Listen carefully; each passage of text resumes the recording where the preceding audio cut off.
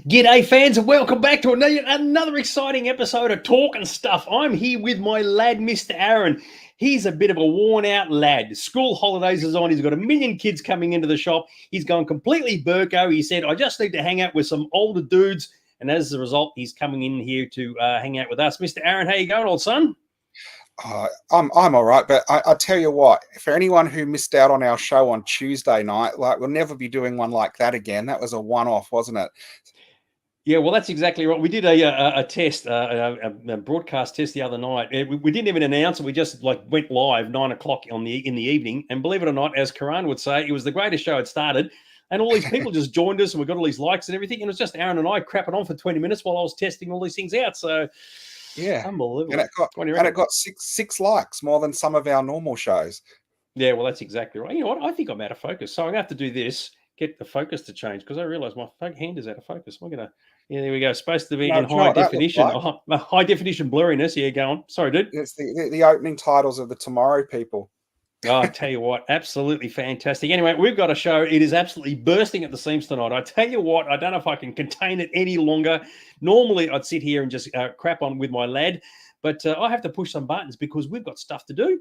And let's get into it. So let's go.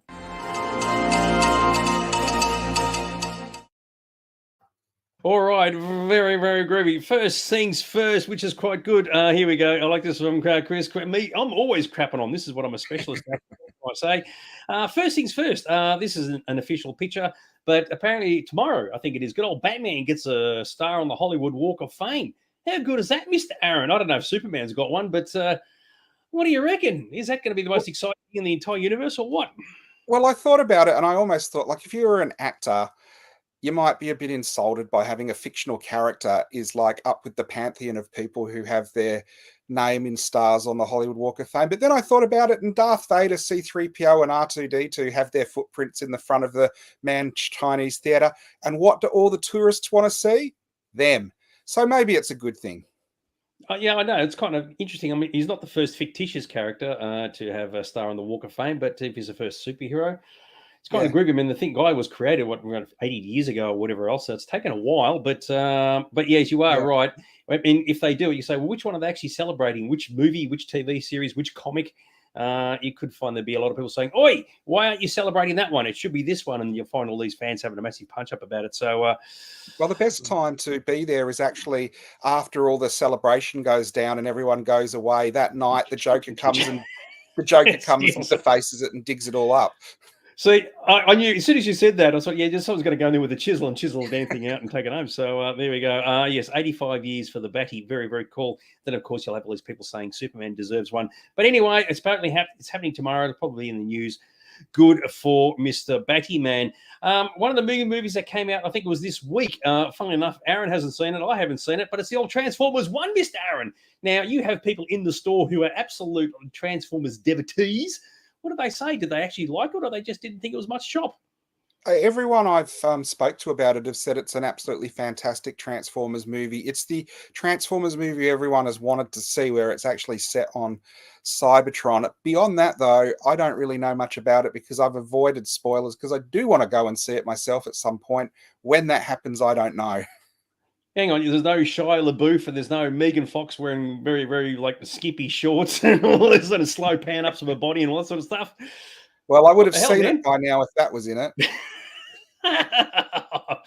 Unbelievable. Yeah, so it is an animated film. It has come out. Anyway, what did Jamie and Loz say about it? Because as I said, they're big Transformers fans. They said it was awesome. There, for people who don't know, our resident Transformer fans, they said it was awesome, and I think feedback was it was the best of the Transformer movies in their opinion. Be kind of funny because you know how some fans get so devoted to a franchise that when they see something, even if they don't like it, they force themselves to like it because well, it's kind of my thing. I've kind of got to say I love it, even if they don't. Conspiracy theorists will be thinking whether Jamie and Roz are thinking that way, but certainly by the sound of it, it sounds quite good. There's no sellout shills on this show, is there, Jodie Whittaker? Very, very good. Saw a ripper thriller. Never Let Go. Very good movie. Okay, good stuff. So one thing you should never let go of, Karan, is us. Even though Karan is notorious for sleeping through this particular program. Now, this one came up in the news thing just during the week, and I thought, well, this is a bit of a controversial one. Did you hear this story? That I think it's in England, either that or it's a New Zealand kid, a boy named after a Star Wars character denied a passport due to copyright infringement. Now, when I first read that, the first thing I read was Loki, and I thought, why would Loki be a copyright problem? No, Skywalker is the copyright problem. And I thought, hang on. So for the director of Star Walking, there used to be the director of Star Walking, now the secretary, Luke Skywalker Sword. He's obviously not with us tonight. Can he now not get a passport because he's got the word Skywalker in his name? I mean, to be fair, he changed it by default. But what do you reckon, dude? Do you reckon this is a little bit crazy or what? I don't know. Maybe we should ask Chris. Isn't his son Ponderbarb a Starkiller? It's one of those. It's one of those things. I think, if you give your kid a ridiculous name, it probably means something to you. So it's very personal. I don't think, a Star Wars name or a name from fiction should result in customs not giving you a passport. That seems ridiculous. So what you need to do, fans, whoever's watching this right now, find a phone book from Morocco or some really obscure country and add in under S Skywalker and make sure it's the 1975 edition, right? So when they say this is a copyrighted name, go, well, according to Morocco, somebody was called Skywalker over there. It's not copyrighted because they had it first and you copied us, so give us the freaking passport. I reckon that's just insane because it's like, it's the dude's name. I mean, a lot of people name their character or name their kids after characters from movies and TV shows. So I thought that was just really ridiculous. So well, there was that thing a while ago where a lot of parents name their kids after characters from Game of Thrones, and one of the big ones was Daenerys because they loved how strong a character she was. And then in Series 8, she went nuts and mad and became a bad character, and they were like, "Oops, wish we hadn't done that." Yeah, look. I think it's crazy. Chris has made a point of saying, what about those kids named Anakin? And funnily enough, we actually know of people called Annika, women called Annika. And of course, Annika is 7 of 9 from Voyager. And you go, well, okay, are they now not going to be able to get passports? I reckon that's crazy. And you are right. Indy. So we actually know of in Indiana, like 2 of them, actually, funnily enough, a male and a female. Spankin's kid is Indiana. And I knew there was a customer in your store whose girl was called Indiana. Can they now not get passports? I mean, that is because burger. I think Indy is like, a word that existed before, Indiana Jones came along. They're named after a dog. Too bad, so sad.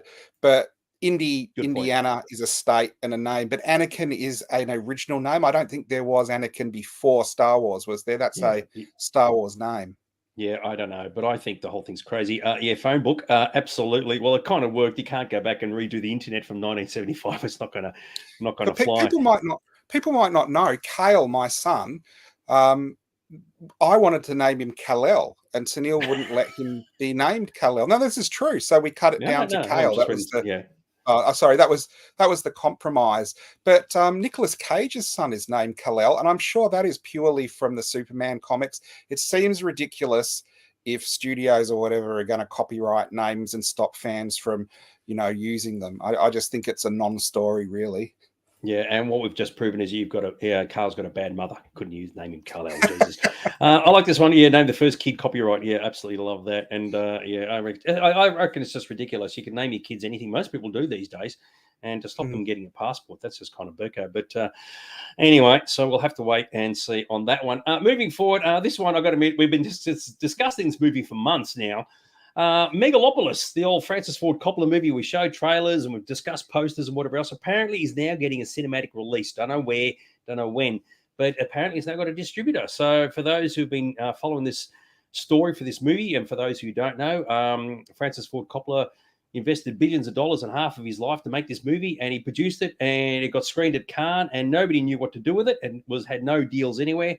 Now apparently someone's picked it up and it will actually get a release. And I thought, good stuff. We may even discuss it on this show. What do you reckon there, Mr. Aaron? It sounds like it's getting a screening in Morocco, Casablanca. If you don't know where, don't know when, but it'll screen again. Well, I mean, it's better than nothing. At least it's getting a screening. So, but I think at some point it will come in. It'll do the festivals for sure, because it's Francis Ford Coppola. I think the whole deal of them saying, oh, no one will show it, is a publicity stunt, because everyone's going to show it. It's a Coppola movie.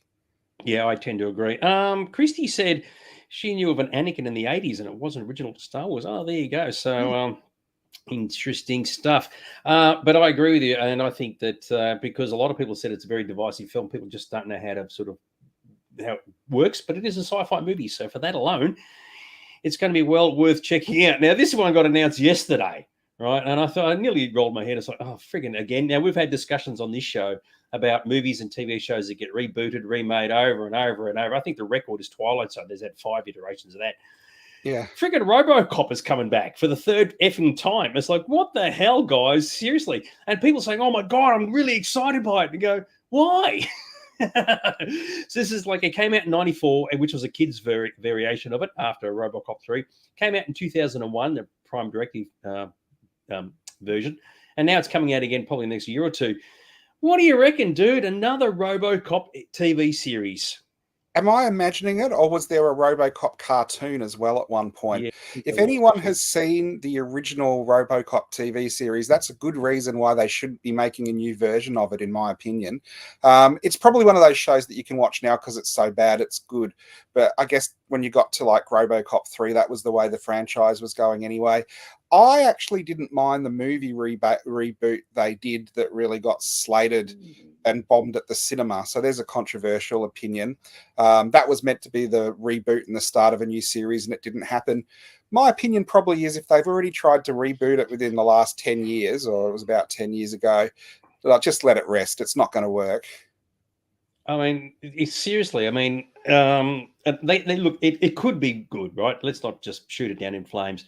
But by the same token, it just goes back to that old argument of just things being rehashed and remade over and over again. I like this one from Guy. I want to see Robo villain, part man, part machine, all bad guy. I think what they should do is merge 2 franchises together to get 2 fan groups and have Robocop goes to Police Academy the early years. Yeah, that would work. I don't know where it's coming from. And I agree with Chris. Yeah, the reboot film, it was pretty terrible. It was like a lot of the ones that are coming up, and we've discussed it ad infinitum, ultimately unnecessary. They don't work critically. They don't work commercially. And it's just like people say, oh, well, I wonder why that didn't work. It's like, because you copied a really good idea that didn't need to be copied. I've got an idea. Robocop is coming back, but it's a woman.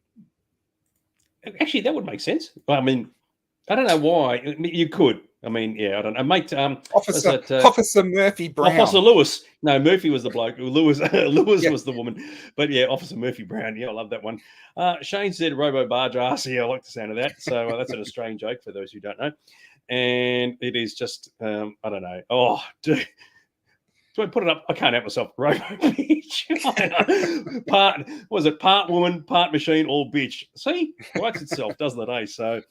Absolutely love it. Very, very cool. All right, so we'll talk about it again as time goes on regarding the next Robocop. Oh my God. Normally I don't go for images and memes and pictures and things like that, but sometimes one pops up and you go, oh, that's actually kind of clever. I just chuck this in for love or money. The old Simon and Garfunkel Sounds of Silence. I don't know who did that, but if Russell's watching this right now, he's going to be going, woo, woo, woo. I actually think my Sounds of Silence from Rip It Off the Card with the silence from Doctor Who is better. And the whole Von Trapp, it's a Von Trapp family singers. I think mine are funnier. Yeah, I tend to agree. Christy says gender swapping would not help. Funnily enough, we discussed gender swapping here on an episode not that long ago. Funnily enough, there's a couple of comments. I can see the poster. More cop, less cock. Oh, gee. God damn it, dude. Unbelievable. Anyway, we're nearly at the end of the news and we're going to move on to other things. This one popped up, and I'm going to admit this one pushed my buttons, I've got to say. Some lady in America went into a studio and she found this enormous painting on a wall and apparently still used for photography. And it's the backdrop for Forbidden Planet. This is back in 2017. How awesome does that look, dude? That is friggin' grouse. That is awesome, but it's nowhere near as good as the piece of art the Vial did on your counter next to your kitchen, is it? Oh, look, the scales are slightly different, but the fact this thing still exists, and look how big it is. That's the cyclorama thing they obviously used for the filming on Altair. I was the person. The idea was that they were saying they were stunned that it still exists. Remember, the movie was made back in the 1950s, and it's like that is just grouse. I thought, oh, I'm so rapt that they've kept it up. I mean, it's got a few marks and whatever in Yeah. it, but for 70 something years old, that is pretty damn impressive. That probably should go to the Smithsonian Institute, really, shouldn't it? Well, I suppose so. Well, that's pretty damn big. So, but the fact that it still exists is a very, very groovy. So, mm. Yeah. And I agree with Chris. It is seriously impressive, which is very groovy. But believe it or not, that is actually, because we're kind of rushing through this a little bit, an absolutely fantastic segue into our first topic of discussion, which is movie posters. How good is this? So we're actually going to have a bit of a quick chat about movie posters that sci-fi movie posters that we've seen over our journey that we absolutely loved and admired and really enjoyed from different eras for different reasons. And one of the things that I found just doing a bit of my research today is that there's a lot of movies today, their posters are, because they're all just photoshopped photographs, really. They don't have the same appeal. I even went through the MCU ones. I went through every single one and go, mate, aside from a shitload of color, I wouldn't class any of them as saying, oh, mate, I'd have all my walls plastered in this stuff. It just doesn't look as cool. So I've got a whole bunch here I'm just going to flick through. But what are your thoughts here, Mr. Aaron? I agree that there are threads and different things on forums where the modern movie poster, they've got this formula where it's purple and orange with so many characters in the same layout, and you see it through Star Wars, the MCU, and a lot of other stuff. I have got to say, when a poster comes out these days that is impressive, it really does blow everything else away. But I don't think, in because of what the era I grew up, there is anything as good as like the original 70s and 80s painted movie posters. I do love the B grade stuff that we've looked at before as well, but I think it's all nostalgia for what you grow up with. I appreciate art, but that's my favorite era. Chris has said he loves the 50s and 60s posters. And with that in mind, I'm going to kick a couple of these off. I'm just going to flick through some of these at random. And these were works of art. You know, some dude actually had to sit there and actually paint pictures of these things. And I mean, aside from the colors and the fact that they just like really, really stand out. I mean, you know, I agree with what you said, but these were before our time, right? Decades Yeah. before our time. So you can still appreciate them for what they are. And I think in a lot of instances, you'd be saying, you know what, I would happily have one of these framed, even a reproduction on my Yeah. walls, because they just really, I don't, I'm not an artist, obviously, and I can't use the terminology, but there are things about them you go, you know what, that just really stands out. Maybe it is because of the fact that somebody had to paint them, but the colors and the way that they present themselves. In fact, you can actually imagine seeing these in the cinema back in the 50s and whatever else and going, you know what, I want to go and see this movie because the picture looks awesome. Well, the pictures are so iconic. Some of them still get reprinted as modern posters these days. I have had, it's not available at the moment, but it was available up until quite recently. That version of The Day the Earth Stood Still was Yep. available through Icon, and we had it in our poster rack up until a year or two ago because they're so iconic and so popular. People still love them. Well, it does bring down the question as to whether you're a poster fanatic, fanatic's the wrong word, enthusiast or a collector. Yeah. Are there modern, when I say modern, the past 20 years that people are saying, this is really beautiful, this is awesome artwork, I really want to stick it on my wall because it just has a lot going for it. But I don't know if that would actually be the case because the modernization of posters now is kind of lacking to a large degree. And Yeah. sometimes they put too much into them. But I look at these two and I look at the one on the right, the Flash Gordon's Trip to Mars. That is an absolute button push. It is absolutely stunning to look at. And of course, if you're into Godzilla, you can't say no to that. So there are some really good examples where things are just magnificent. And like this one with the Brain Eaters, imagine seeing this in the cinema, you know, when you walk into the cinema and you go, oh, dude, I'm going to go check that out. I want to see some dudes eating some brains. There's something about that just sort of kind of works. I just picked this one out at random, but Yeah. unbelievable. Most movies these days are the brain drainers. But the thing that is incredible now, you do realize there is a big lack of actual original movie posters. You can get reproductions that are available, you know, in the poster racks at Kmart, but cinemas have actually got rid of all their poster frames and they now have, you know, the digital screens. Even bus shelters have got rid of the posters and they have digital screens. So getting original movie posters is actually very tough. You can buy, you know, the icon ones, which are not the poster size one sheets, and day bills are long gone, which used to be something a lot of people collected in Australia. So even with the modern posters, if you like them, you can't get originals. There aren't any printed. You can just get the reproductions. Which I think is better than nothing, because one thing about old original posters, they tend to lose a bit of their color over time, whereas the modern ones, you get the artwork, and you get all the vibrancy that goes with it as well.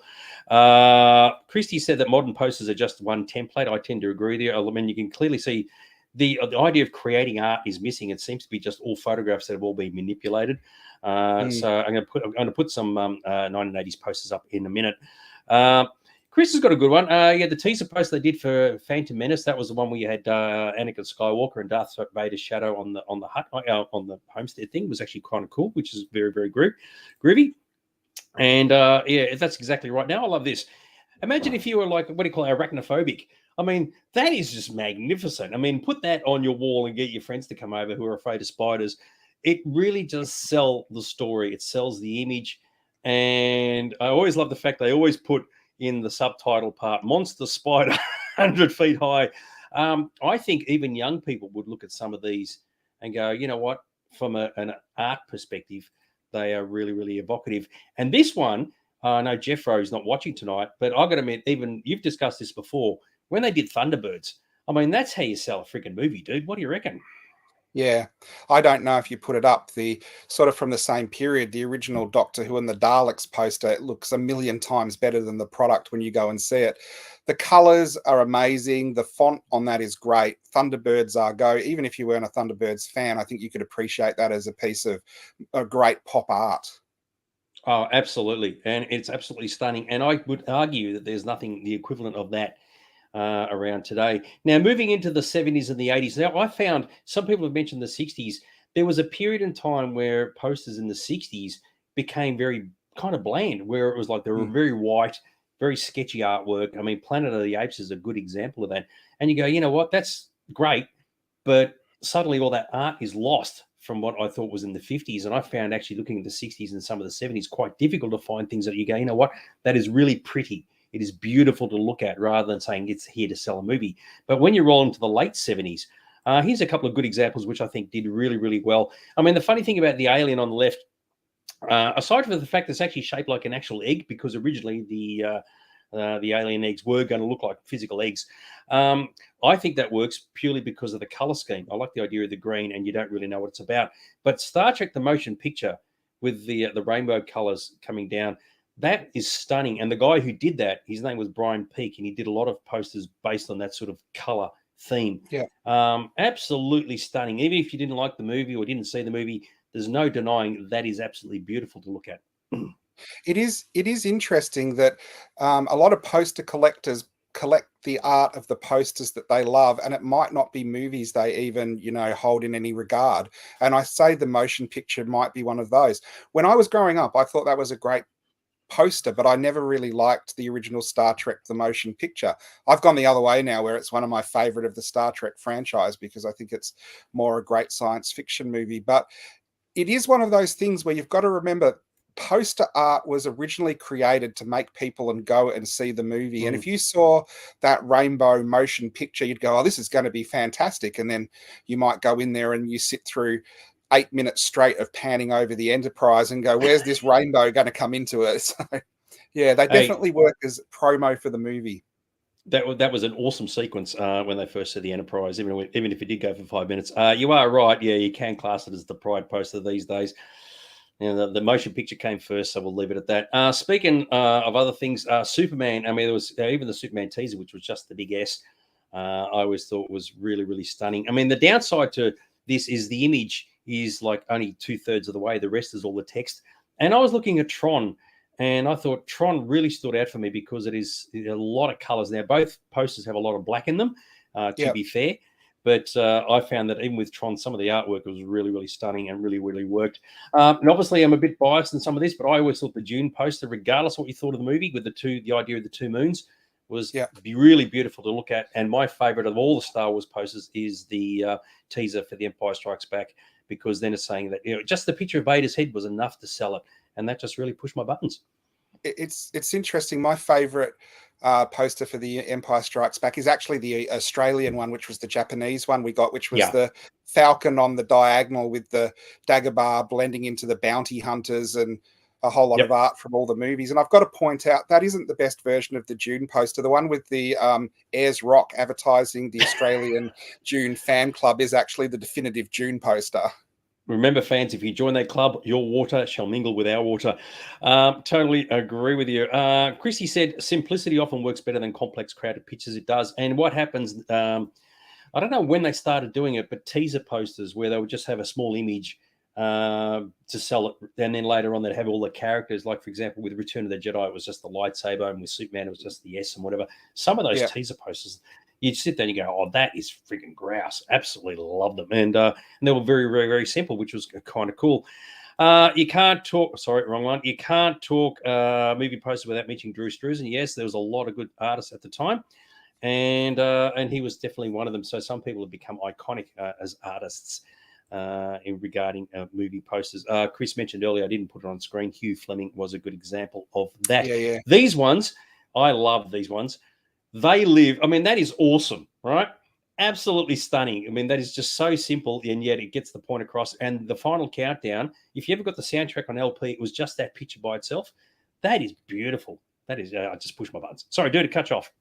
No problem at all. I was going to say with what you were saying about teaser posters, I love stuff like the Gremlins one where the teaser is the Mogwai in the box and you can't see anything. But when the movie was out, it's got the full gremlin ripping through the poster kind of thing. And I think that kind of thoughtful advertising campaign doesn't happen as much now. And what Christy was saying, I love the simplistic stuff, but sometimes the studios interfere. Now, you would remember this, the original teaser for Batman Returns, they went even closer in on the bat symbol and it was white and just the middle portion of the bat symbol. You couldn't see it wasn't. No, it wasn't. It was actually just the top of his cowl.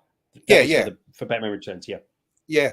And the studio said it just had that and the date. It didn't even have the name of the movie. And the studio said, pull them all back. These don't work. Like, no one's going to know what we're advertising. And they rechanged it to the cat, the bat, and the penguin and recalibrated. But I love that original one because that made me stop and go, what is this movie? And then you realize and you go, oh, this is fantastic. Funnily enough, they did a lightbox version of that, which means it's printed on the other side but backwards. But of course, the cowl, the pointy part of the cowl, flip it out, looked identical. Only the date was reversed. It was kind of funny. Yeah. Sticking with the 80s, I gotta love this one. See, this is a good example of the thing, right? Beautiful artwork. It straight away you're looking at it going, what is the deal with that? Why is there light coming out of this dude's head, right? And the fact that it's the ultimate in alien terror. I thought if you're going to sell a movie, that really sells it. It tells a story without actually telling you anything at all. And of course, the Escape from New York, whenever you see the Statue of Liberty's head in the middle of the street, I absolutely loved it. I thought that is, you'd go and see the movie to go, why is that happening? What's the story with that? And I thought they were both ingenious. Just what I would have really loved is there was a movie that came out. It's actually really good. It's called Cloverfield. And if they had got the original Escape from New York poster, taken the Escape from New York text off it and re-advertised it as Cloverfield, and everyone would be going, what's happening here? Why are they using the same poster? I think that might have been a really good sort of meta way to use that poster again. It's funny that you brought that up, though. There you go. Yeah, I love Cloverfield because you look at that and you go, what's happened to the head? And you want to find out. And I love that. I thought it was brilliant. And I don't know if Into Darkness was the first one to do it, where you get the buildings in the shape of the Federation logo. I mean, I saw that. And I thought, well, that is absolutely ingenious. And then that's one of the more modern ones. That was really lovely. I think the Nolan Batman movies were really good in doing that, where the bat symbol was the gaps in the buildings or the fire hole in the buildings kind of thing. With that Cloverfield and Escape from New York, I wonder if there is someone anywhere in the world that has those two posters framed next to each other. So you've got the headless Statue of Liberty and then the head in the street in the next poster. Well, yeah, I mean, as it was in Cloverfield when they blow the head off of the Statue of Liberty and it rolls down the street, it was actually inspired by the poster. 2 images left. This one I did love. Final Fantasy I thought was beautiful, and I got to admit, I thought they did a fantastic job with The Last Jedi. The only bit of non-read in that is Rey's lightsaber. I thought of all the modern Star Wars posters, that one actually worked really, really well. It was beautiful. It's obviously representing Crate, which is the planet down the bottom there. And I don't know, I thought that was just a really left field, right out there. It's just red of everything's red, and I thought that was just great. So I yeah, think very I cool. think we discussed it at the time, but the posters for Solo were really good, where there was 5 different characters in 5 different colors, but then they found out they were ripped off a series of jazz albums. Really? Oh, okay. Very good. Oh, sorry, I wasn't listening to what you said, but whatever it said, I'm sure it was absolutely fantastic. I knew this was That's going to come okay. up It's regarding Last just Jedi. Shame about the movie. Sorry. Yeah, what was that? I was just going to say, just like normal, really, isn't it? Yeah, exactly right. One more picture. This is the last one. It's not necessarily a sci-fi movie, but in terms of artwork and posters, I thought, you know what? It was one of the greatest things I've ever seen. Of course, it was Rocketeer. That Yeah. is, stick it on my wall as fast as you can. That is absolutely stunning. And yeah, because the movie's set in the 1930s during the Art Deco period. I mean, how can you knock that? Seriously, dude, what's the deal? You can't. You can knock the movie, but you can't knock the production design of that movie. It still is beautiful to watch. Yeah. So I still think that in years to come, posters of the past 20 years will be struggling to find a home with collectors, or at least on the walls of people's houses. But classics are definitely the way to go. And long may they continue to reign. And if they're reproductions, so long as they look roughly the same, mate, go with that. Absolutely spectacular. We've got to plow on because we've got more stuff to talk about. Which means, guess what, fans? It is now time for this. A question.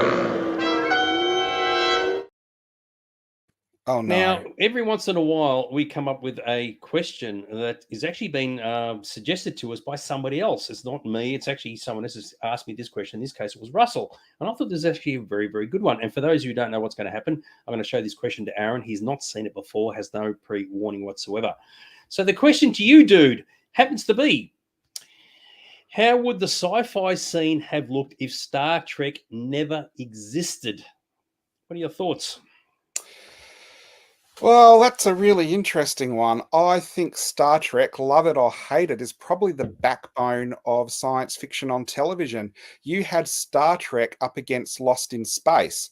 If Star Trek hadn't been there to balance out the silliness of the last 2 seasons of Lost in Space, I think in a way where the Batman TV series allowed people to poke fun of comic books in a way because it was done tongue in cheek, I do think it would have actually set back the way and the perception of how sci-fi fans and sci-fi series were viewed as well, because it is one of those things which it took 20 years from the Biff Bam Pow Batman series to Superman and the Batman series, and it to be legitimized again because everyone was like, oh, it's just silly comic books.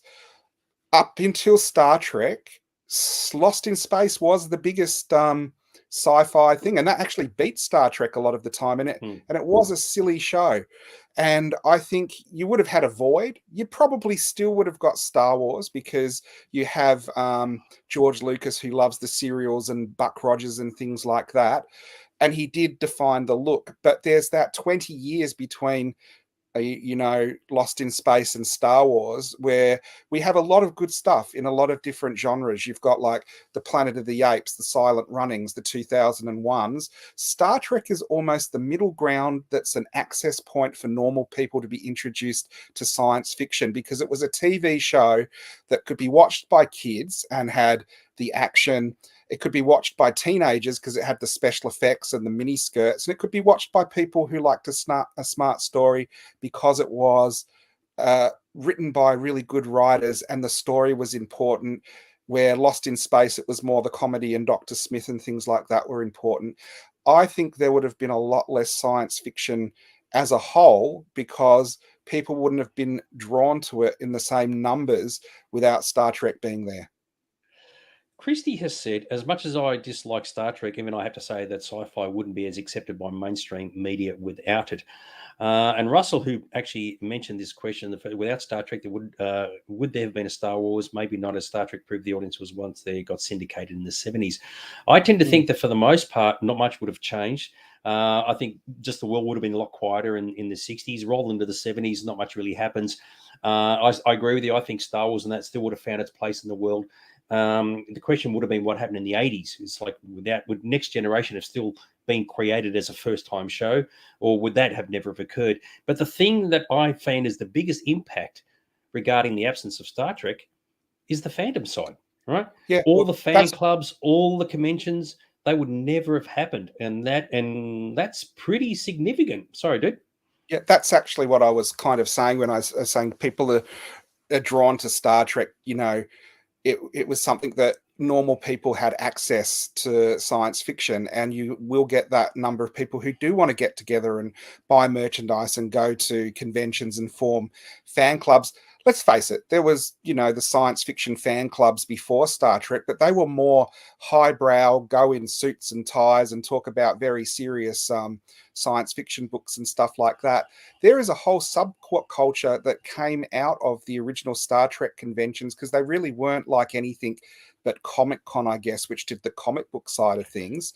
And even now, you can see Comic Con is gone as a comic book convention. It's gone over to movies and sci-fi and things like that. So Star Trek was, you know, probably 20 years ahead of its time when it came to inspiring and organizing fan clubs. There aren't many fan clubs that were around when Star Trek started up that are still going. I'm going to get you to move a bit to your right, please, because you're starting to drift off to the screen a fraction. Um, Yep. So Chris has said Star Trek broke the ground for many changes in society. Equality was brought to the forefront just because of one character. That's exactly right.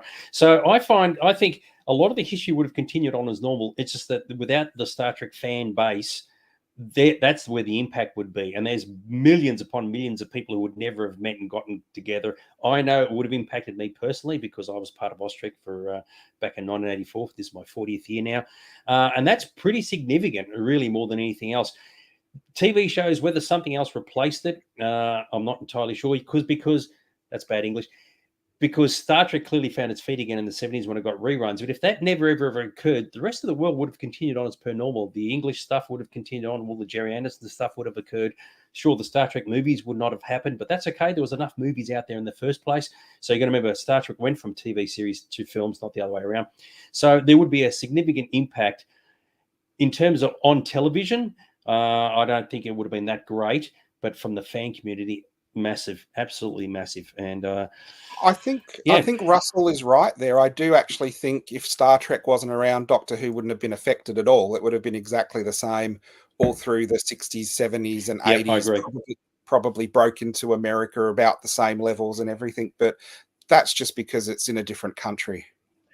A very good point here. I feel that it drove technology. That's completely true. Communicators, scanners, data pads, all in Star Trek. That is completely true. A lot of people who invented those items, even mobile phones, all had interest in Star Trek, and they modeled those devices on Star Trek.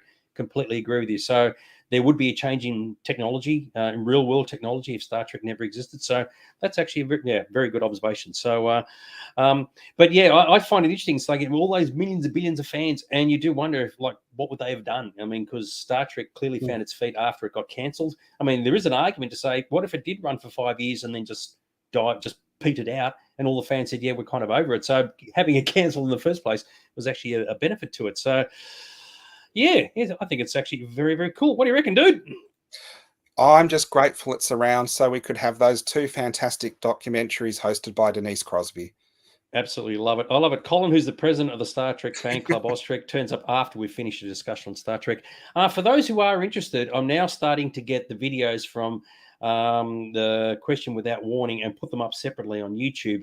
And the first one actually appeared this week. This is referring to the 3 franchises. Will they live to see 2034? So I'll be going through them systematically and uploading them separately, because you've got to remember, people who don't watch this show won't know what the question without warning is until they actually watch the show. So I'm putting those up. So you might, if you're interested in just finding out about that particular topic, then keep your eyes on those videos on the Sci-Fi Zone YouTube channel, which is very cool. Guess what, dude? We're going to move from Star Trek out the door. Who cares if it existed or not? We're going to move on to something really, really cool. Now, this is another thing that was suggested by a viewer. This was by Karan, who actually suggested last Saturday when we were in the store, he'd love to see us talk about our history regarding Star Wars, our Star Wars memories. So once again, this is actually a viewer asking us to have a chat about these particular things. And of course, your stories with Star Wars are different to mine, but in both of our scenarios, we saw the film as kids, and when we finished seeing the films as kids, our lives sort of went on a completely different path to where we are right now. And I reckon Yeah. that's really significant. So you can kick it off, old son. I've got a couple of pictures from the old days, but go for it, dude. Now this is interesting, really, because firstly, thanks for everyone for listening. This feels like very indulgent talking about myself.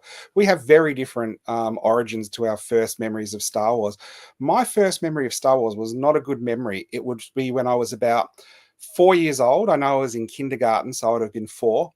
And my first memory of Star Wars is actually the ad for the show bag that was on in the morning when the cartoons were on. And I remember saying to my parents, I want the Freddo Frog show bag. I want this show bag. I want that show bag. And the ad for the Star Wars show bag came on, and it was Darth Vader flanked by 2 stormtroopers.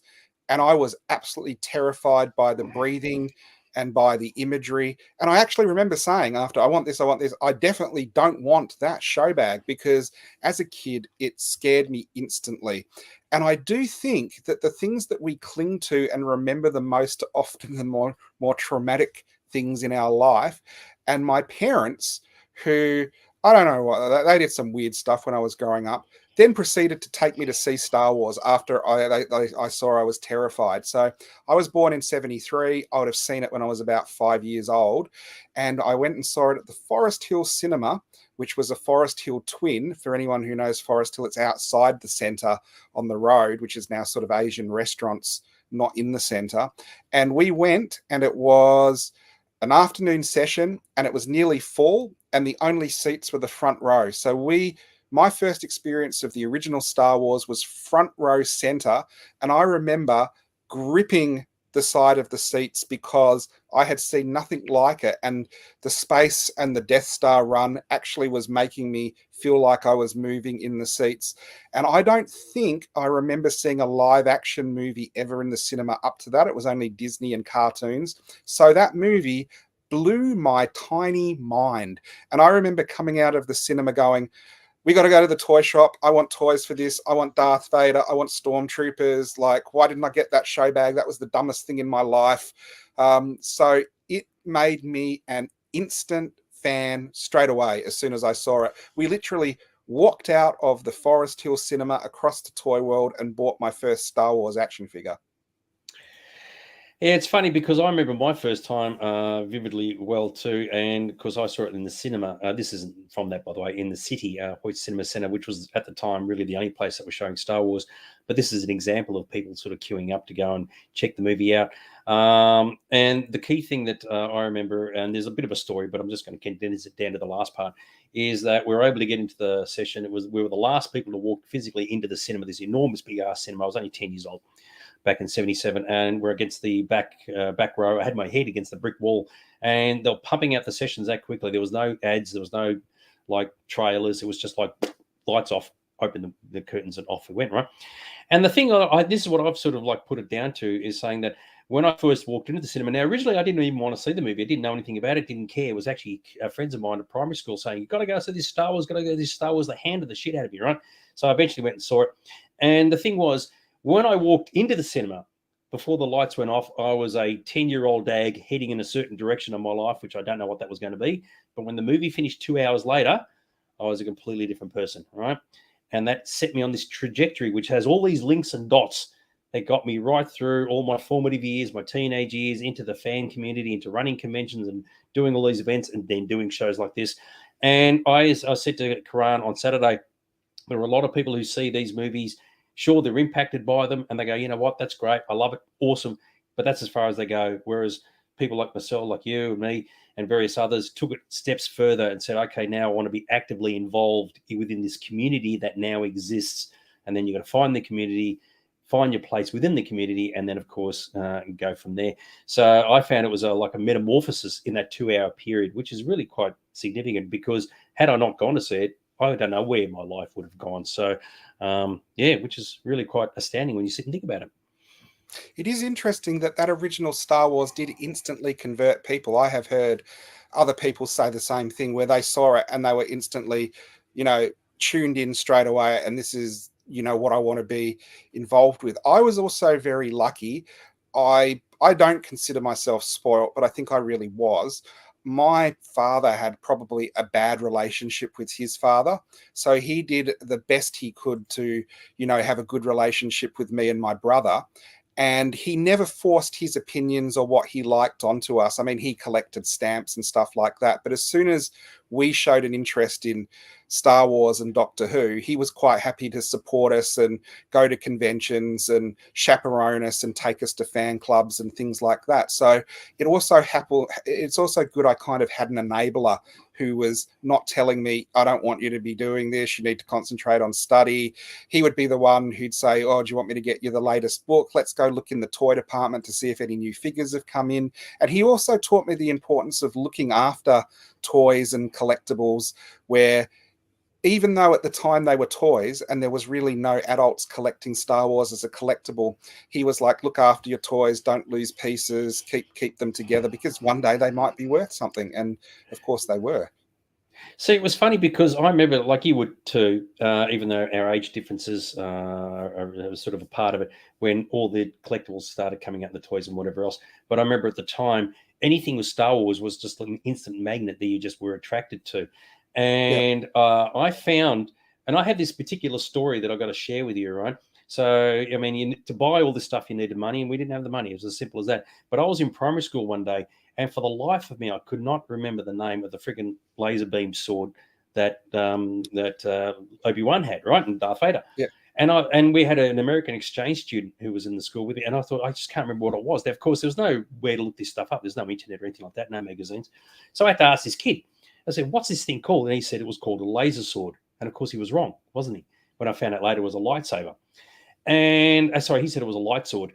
And it was from that I actually learned that the power of fandom and the community is knowledge, right? Knowledge of trivia, knowledge of facts, right? Because in the end, you can own every toy there is, but Fred next to you might own the same toys. It's when you know things that other people don't know. And when people come up to you saying, hey, Dags, what's the name of this? What's the story with that? That's where I found that trivia and knowledge was absolutely critical. And that's effectively what started me on being the trivia Burko nut that I am regarding Star Wars, because I love the idea that people would come up and say, I'm now an authority, if you will. And that to me was way more important. So for you, it was collectibles. I mean, you've got the knowledge as well.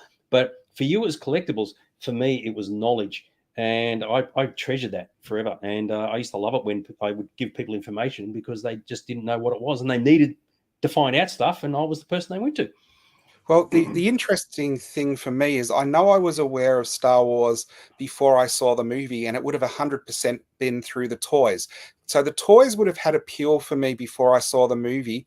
And here is what I was expecting in the movie because of the toys.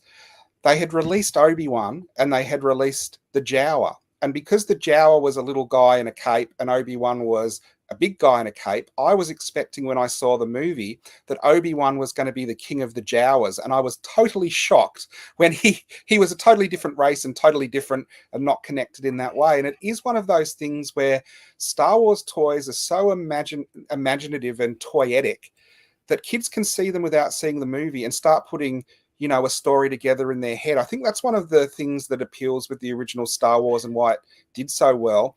I actually knew kids, and I felt sorry for them, whose parents told them they were too young to see Star Wars and it was too scary for them. And yet they still had Star Wars toys and played with them and thought they were cool. Karan said you both took it to another level. We did, but in different ways. Now, I was kind of lucky. So, I mean, throughout school, I was just another fan, right? I mean, it wasn't anything special at all. It wasn't until I left school that I was able to find my way into the science fiction community, funnily enough, through Star Trek, and then knew the right people to get myself involved with Star Wars. And, of course, once Star Wars fandom really hit a high gear in Melbourne, in the mid to late 80s, I was right there where it occurred. Now, one of two things could have occurred. I could have taken a back seat and say, no, I'm too young for all this sort of stuff. I really have nothing to contribute. Or in my case, I had to learn skills and talents that I didn't even know I had to say, well, I need to be here. I need to contribute somehow or other.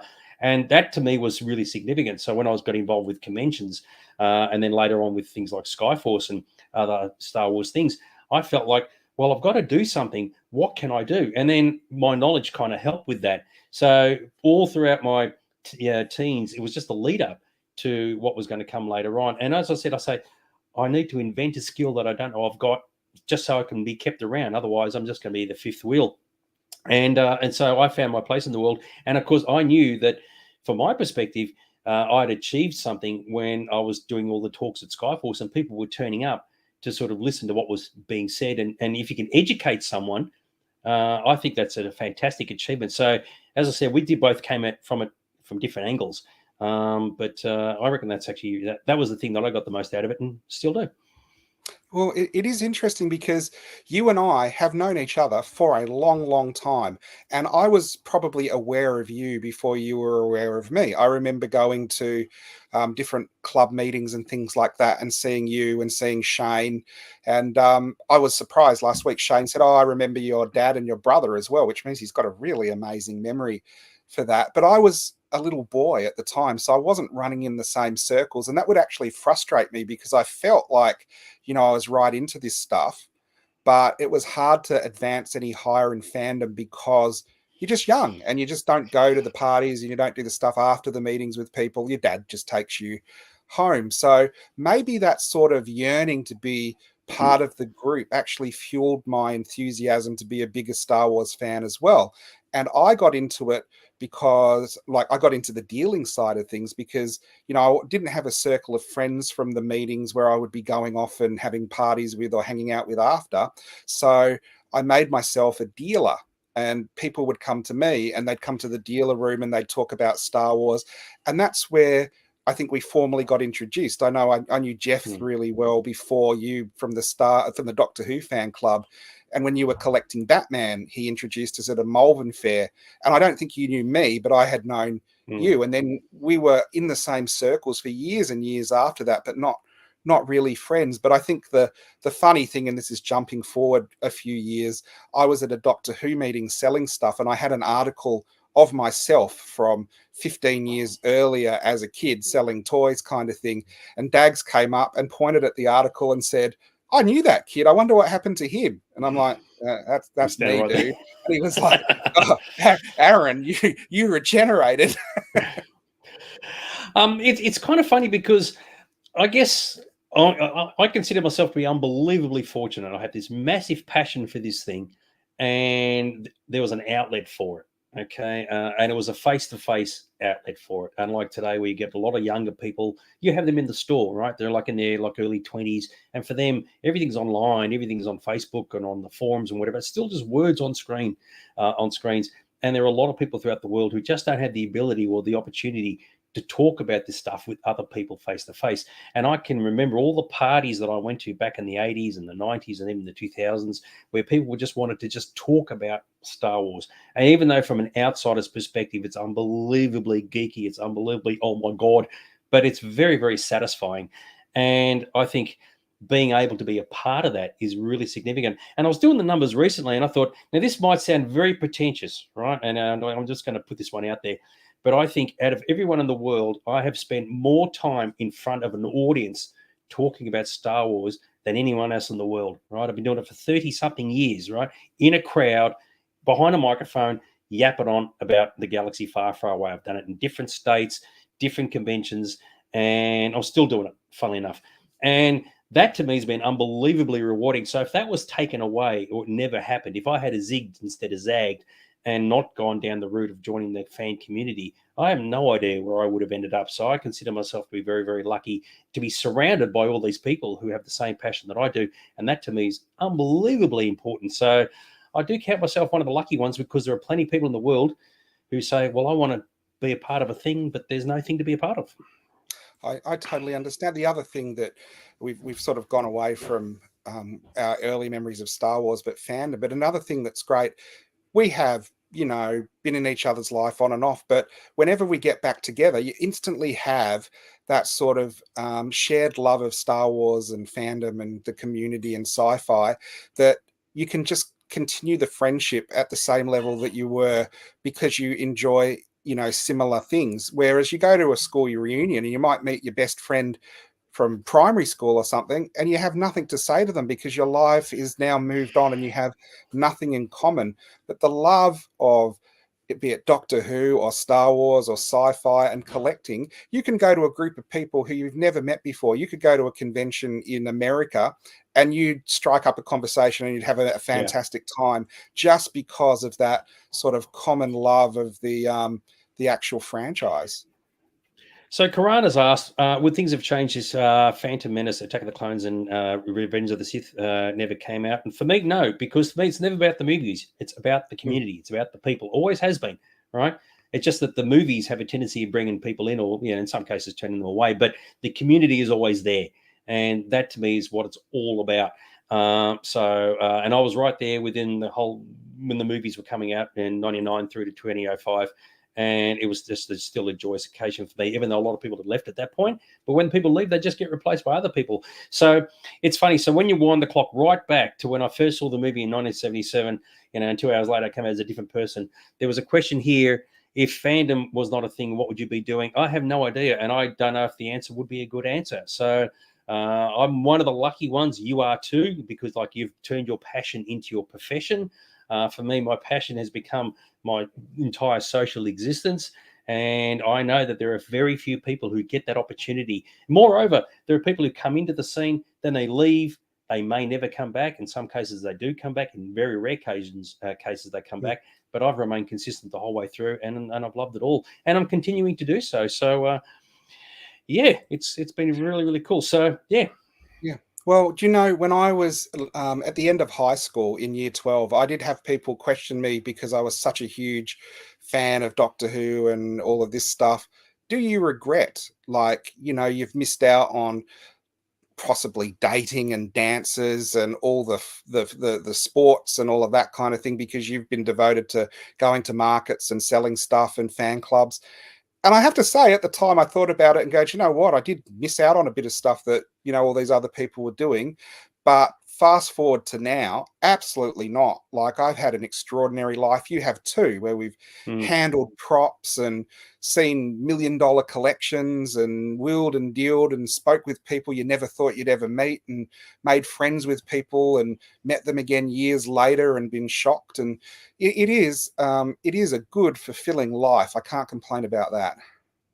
No, I tend to agree with you. And it's still continuing, which is even better. But I can draw all these connections and go, I wouldn't know anybody at all, like no one, if I hadn't gone in this path to start with. So I don't know if that answers Karan's question. Next time we catch up, Karan, there's always more stories to share. There's just lots more that are worth covering off. And it's just funny how it all sort of works out. But what I'm going to say is, I used to say that phrase, nerds of the world unite. And I've got to admit that has never actually been. When Chris says dating, what's that? It's when I get a Star Wars figure and say, well, this one's from 1978. And he's a very, very happy camper. Very, very cool. All right, that almost brings us to the end of the show. If you haven't done so already, fans, be sure to check out the Sci-Fi Zone socials on YouTube and Instagram and whatever else. There's always exciting stuff coming up. But most importantly, if you're into Star Wars and you want to either buy stuff for it or talk about it, in between Star Wars fan club meetings, and this is the place to go, Mr. Aaron, your shop. Oh my goodness, have we had Star Wars stuff this week? And guess what? It's the stuff everybody likes. It's episode 1 Jar Jar Binks stuff. Who would have thought, tubes of unopened Colgate Jar Jar Binks toothpaste would be so desirable after 25 years, but here we are in a world where that has actually happened. So we have had a big collection come through. I've been working upstairs, 2 collections actually, one really vintage 80s and one sort of 90s to 2000 Star Wars. So all the stuff that got cleared out at our sales and garage sales, the universe has said, no, you don't. And it's been filled up again. That is absolutely fantastic. Yes, I know. So every time you go to do your teeth with Jar Jar Binks toothpaste, you go, oh, you more love you. So there you go. You get the electric toothbrush and go, blah, blah, blah, blah. Yeah. I mean, I actually did put up one of those. It was still in the box of Jar Jar Binks figures. I was putting on display the other week, and I thought, no one's ever going to buy this. But you never know. Somebody might prove me wrong. What can I say? There are psychos out there everywhere. Anyway, fans, that actually brings us to the end of the episode. It's been lots of love it. Science fiction, man. How can you not love it? It's absolutely awesome. Hanging out with some dudes just talking stuff. absolutely fantastic. Any final words before we go tonight, Mr. Aaron? Yeah, you need to talk to my wife about that. Absolutely, totally agree with you. All right, dudes, we're gonna party hard rock, and we'll see you next Thursday and talk about more stuffs. And until then, we'll catch you later. So bye for now. Have a good night, dudes.